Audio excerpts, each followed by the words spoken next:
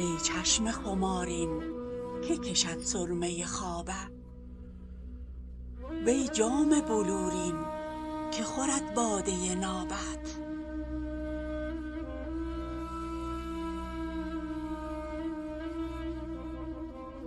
خواهم همه شب خلق به نالیدن شبگیر، از خواب برآرم که نبینند به خوابت.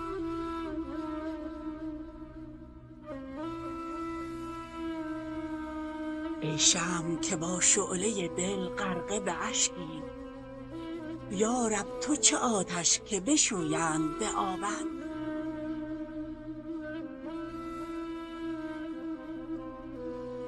ای کاخ همایون که در اقلیم عقابی، یارب نفتد ولوله وای غرابت.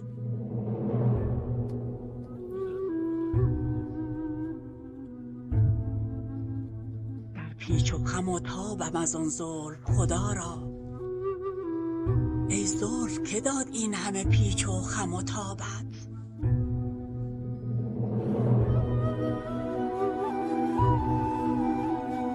عکسی به خلایق فکن ای نقش حقایق، تا چند بخوانیم به اوراق کتابت.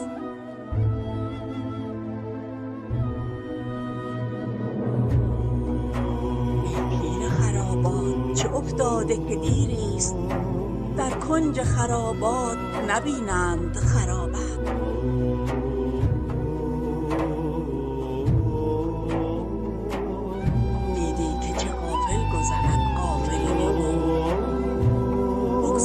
به شب خوابت و بگذشت شبابت.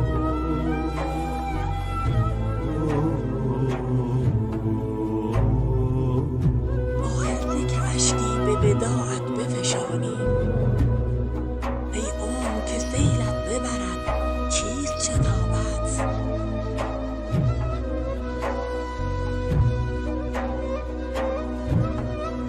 ای مطرب عشاق که در کون و مکان نیست، شوری به جز از غلغله چنگ و ربابت.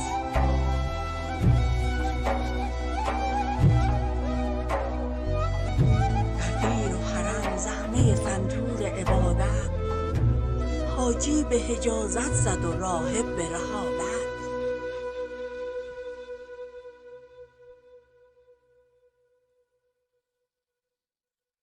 ای آه پرافشان به سوی عرش الهی، خواهم که به گردی نرسد تیر شهابت.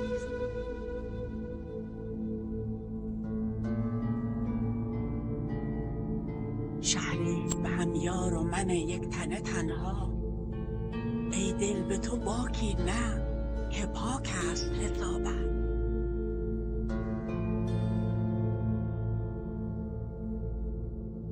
ای دل به تو باکی نه که پاک است حسابت.